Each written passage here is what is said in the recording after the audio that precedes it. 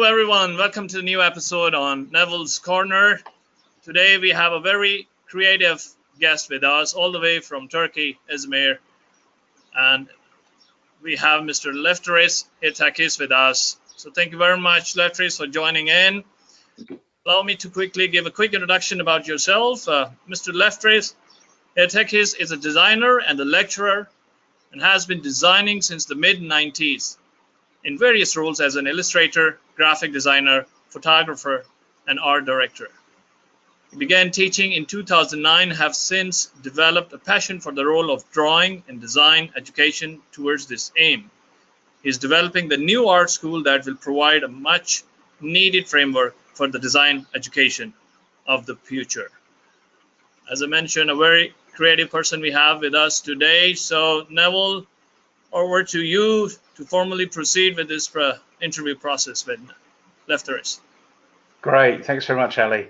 And hi, everyone. And as most of you will know by now, what this part of the program is, it's about giving you the facts from people from various walks of life all over the world who are prepared to give young people the facts about not just the business world, but also their life experiences. And I'm delighted that we've got a very passionate person on the show today, Lefteris, who I've not known very long, to be honest with you. He comes from a very interesting background in that he's moved into the lecturing world, teaching students, and he's come from the business world, which is the most unusual way of doing things these days. I would say probably about 5% of people do it that way. Most people actually come through the education system and start to lecture. So I'm really interested to hear what Lefteris has got to say, and I'm going to just jump straight in if that's okay.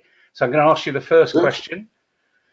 In the business world, as you see it from your angle, what do you think are the biggest challenges today to the board level or chief executive? Well, we're certainly at the time of disruption.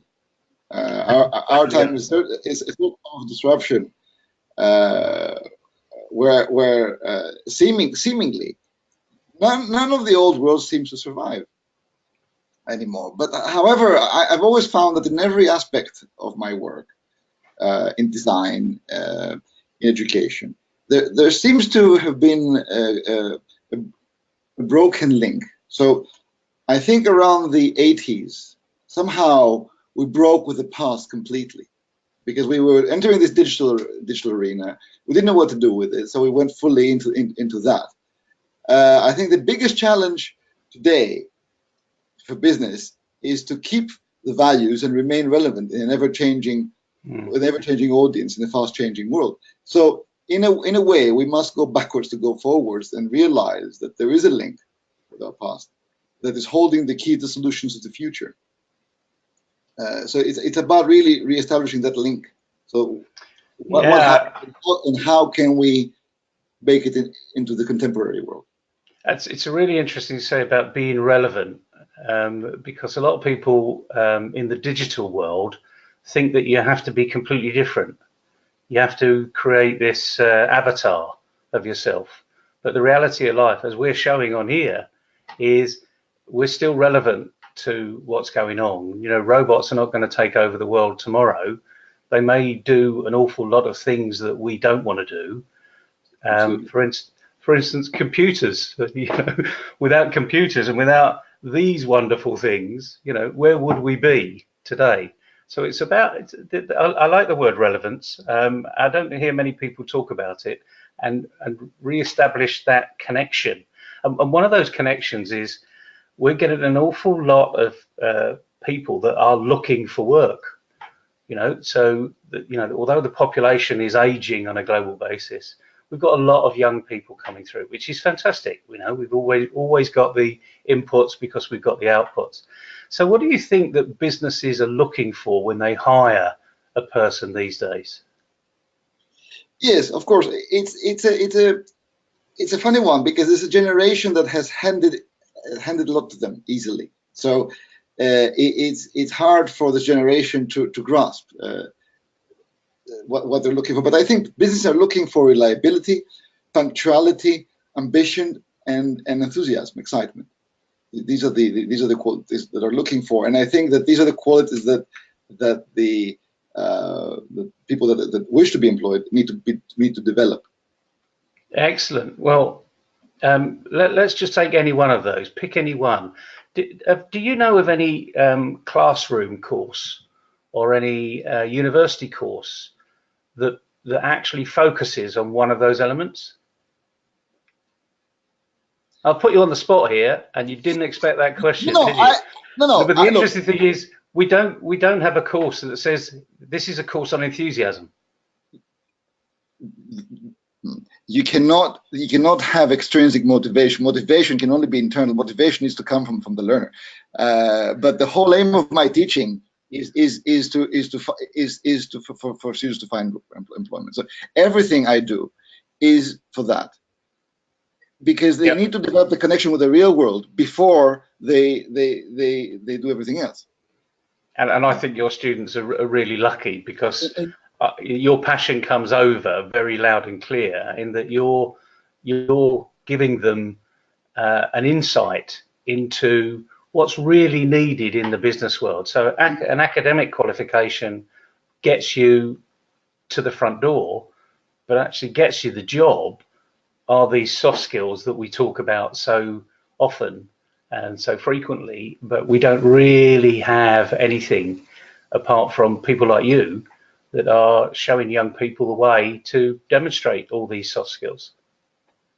Yes, I mean, I have some criteria, the students need to define problems without a guide. This is about independent learning, to ask questions that challenge common assumptions, to be able to work without guidance, to be able to work absolutely alone, to persuade others that theirs is the right. I keep on telling them that I'm only creating the friction. They need to convince me. I'm not there to show them how to do it.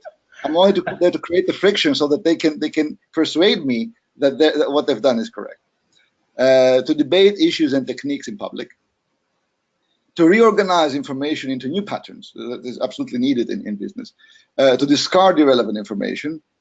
To think in a dialectic way, and to think inductively. So it's all about developing this be able to discuss it, to be able to defend their work with a passion.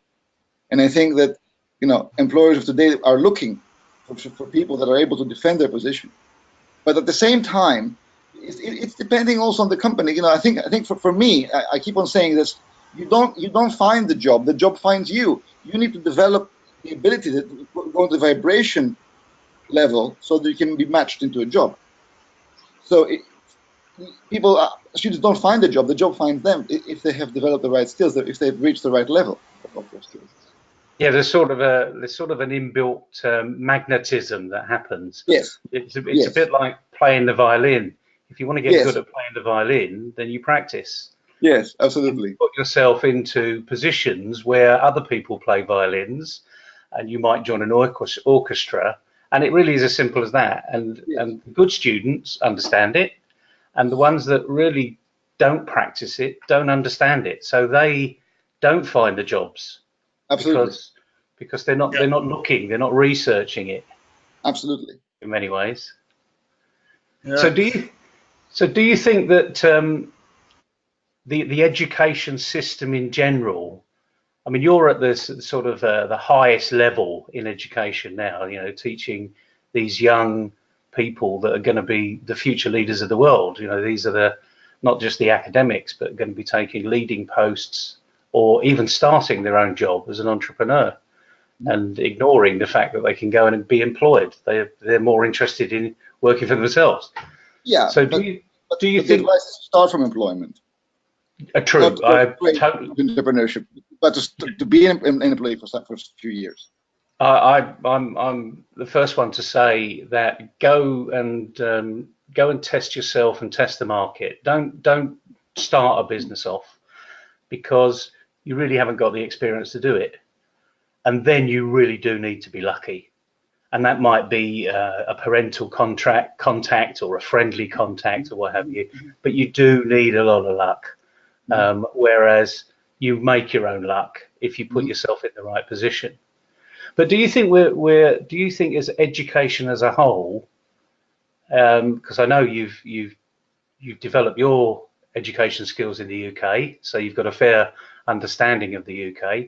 Do you think that education on the whole is providing the supply chain that businesses really want? No, no. There's my mentor, John Taylor Gatto, made a big discovery when he was researching into education, because I've done a lot of research in education. he found out about Napoleon and the Prussians.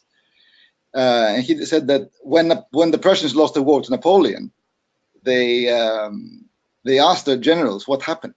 Yeah? And the generals said, our soldiers did not obey the orders. So they created the education system that creates soldiers that obey orders. So right now we're in a position that we're using 19th century mindset to solve 21st century problems. And that is a tragedy. That is a tragedy. Oh, I think you may be bringing Einstein into the equation here, because I have a funny feeling he said something like that too.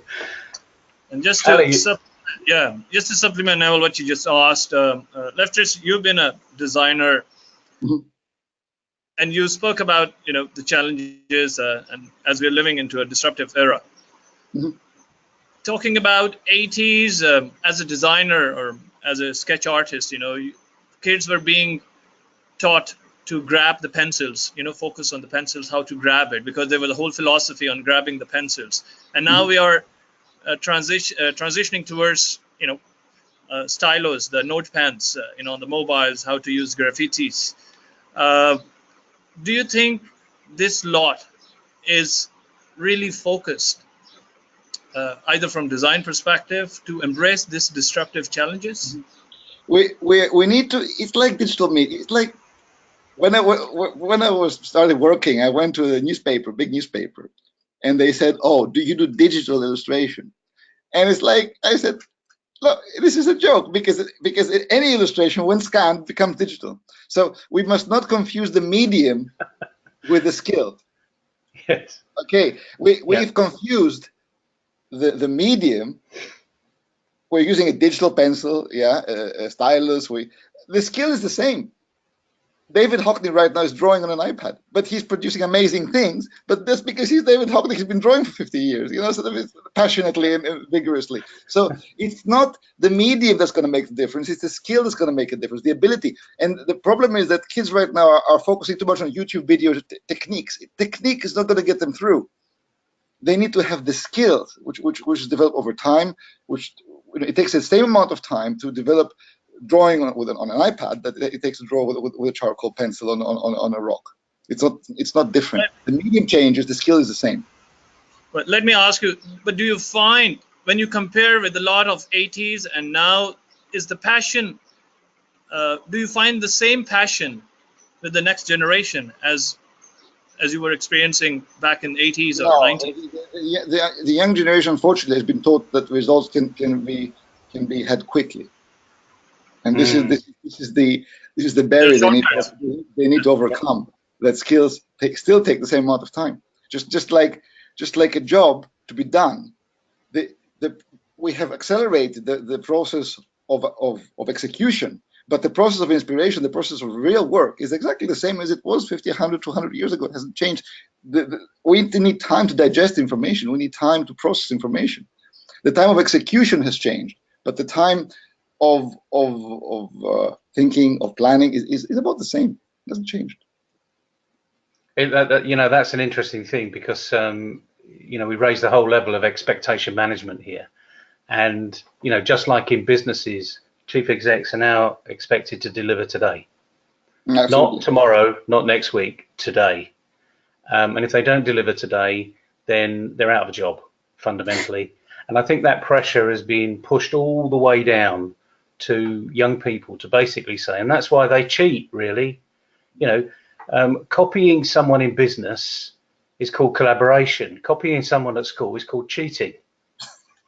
And it's a really good definition, because there is a big gap between those two. Because until you're in a position to copy someone else, in other words, you've got good at it, absolutely, and then you can get better by copying someone else. You mentioned David Hockney. I'm sure there are lots of budding artists out there that follow his style, just like they did Rembrandt, just like they did Cezanne. and all of these other fantastic artists. But they need to define their own space. Mm-hmm. And that's Absolutely. what makes us unique, and that's what makes us employable. Mm-hmm. Absolutely. And there's no shortcut to this, as far as I can see. Our brains are not necessarily working any faster than they did 100 years ago. Exactly. It's just that we've got more tools around us that help us move faster. So I, that's a fascinating insight. You know, thank you for bringing that up, because it is true. You've got to stop looking for the quick wins. Yes. You know, you've got a long life ahead. So really practice the skill when there's no pressure. Maybe there is pressure when you're young. But let's look now about, you know, I'm 59 years old. I can just about remember when I was 20. But you're quite a bit younger than me, Lefteris. So just think back to when you were 20. What advice would you have given to yourself then that would have really helped you along your way? Yes, I mean, I have thought about these the three tips that you talked about. I think the first thing would be to be comfortable with not knowing what to do necessarily. You know, it is to be comfortable with that. I think it's a very good starting point. Yeah. That if people don't know what to do exactly, it's okay. Yeah. And Good I one. think that students, sort of young people, are in the 20s. They're living the greatest years of their life. So this is not the time to go practical and safe. So, you know, this is the time to experiment. This is the time to claim the life that they're dreaming for themselves. Excellent. And so don't settle for, they shouldn't settle for short-term gains. So but have you know, this is a race, because the persistence is the strongest force for me. For me, persistence is nothing like persistence. It beats knowledge, it beats talent, beats everything else. So it's all about they're in it for the long haul. And also, yeah, thirdly, more haste, less speed. People have the time, but they must be also aware of the fleeting opportunities. So there are opportunities at the moment that they need to be aware of. But they also have plenty of time, as you said. Good. And that's what you would have said. Is that what you would have said to yourself as a 20-year-old? Yes. Don't rush. You know, go and explore. Experiment. Yes, they've experiment, and you know, it's like a lot of business people are saying, look, I don't get students coming, I don't get people coming to me. They don't contact. We can contact anybody these days, but students are not contacting people. That's fascinating. So, no, in the past, I knew art directors, I knew colleagues, and I have contacted people, but they used all kinds of techniques. A colleague of mine used to go into the pubs of Tottenham Court Road at lunchtime and find all the art directors there. And he was eager to talk to people, talk to relevant people. I don't find many young people eager to connect with the people that they wish to become, the people they wish to be employed by. Lefteris, you know, I really like when you said persistence beats everything. It beats knowledge. How do you develop persistence? Or how do you learn about it? Or how did you learn it? It's not, you're learning by doing. I mean, if you have a dream, if you have a goal, it doesn't mean that it can happen in 2 days or in a month or even in a year. You know, it's all about sticking in there and just loving failure, because only failure is the key to success. I think, you know, we've built now playgrounds with rubber, and that people don't hurt themselves, and you know, oh, you know, you shouldn't fail, you shouldn't fall, you shouldn't hurt yourself. We've all wrapped our kids in cotton wool, but it's that failure. It's that you know, I when I had to learn the bike, my knees were bleeding for many months. You know, falling from the bike, getting up, falling from the bike, getting up. So Yeah. I think that all of us need to love failure and embrace failure, and knowing that it's only through failure that failure is the other side of success. It's both two faces of the same coin. So it's more of believing in yourself. What you're Yeah, doing. I would say, but also persistence, just sheer persistence, just knowing that if you really believe, yeah, absolutely, so you absolutely, if you believe that what you're saying is correct, if you believe that you have the skills to back up your dreams, then persistence is the only way. That's great. I mean, it's such a simple thing. We talk about, being in the zone, being persistent, learning to ride the bike. I think is a fantastic analogy, because when you fell off, it really hurt. Yes. And did that stop you from doing it? And the answer is no, because you had a passion and a desire to ride a bike. Exactly. And when you fell off again, it hurt even more, because now you're putting real pain on more pain. And we put ourselves through some phenomenal pain to get to the end result. And let me ask you, when you learned to ride a bike, how old were you, roughly? Only roughly? 6, 7. 6, 7. But you didn't lose that feeling of persistence. And I feel that what we are losing is those inner drives that make us successful. Absolutely. And as you say, the Tottenham Court Road one will sit in my memory banks for many years, because I did something very similar when I was looking for a part-time job. I knew where all of these people went to get part-time jobs, and I followed them. And how did I know that? I asked questions. Exactly. Just like in the, I'm sure you know that another one in the UK, there's a particular archway where all the Australians go, because they know they're going to be buying a VW camper. And all the people that have got VW campers turn up there on a regular basis every Sunday morning, and the owners turn up and the buyers turn up, and there are no VW campers at the end of the day. And if you turn up on the wrong weekend, you bought a pup. But people get to know these things, and they follow the pattern, and there's nothing wrong with that. And it's about practice. Yes, absolutely. But I'm sure you and I can talk ages on this. I've really enjoyed you being on the show today, and I'm sure your students are going to give you lots of comments when they start to see this, because they're going to see the real person, and I'm sure they'll actually know who you are anyway. So because you are a real person, and that's the whole point of Neville's Corner, really, is to bring real people into this arena and give you the facts. Well, we've had some fantastic facts today, so thanks very much, Lefteris, for joining us. I'm sure we'll continue this conversation over the next many years, and I'm just going to hand back to Ali just to wrap it up and say cheerio. But thank you again. Thank you so much. Thank you. Well, thank you very much, Lefteris and Neville. Again, short podcast or webcast interview, but quite a learning. Again, to conclude and summarize, I think what you have beautifully and eloquently said about persistentship, and the example and the analogy that you gave about riding the bike and falling down and coming back. I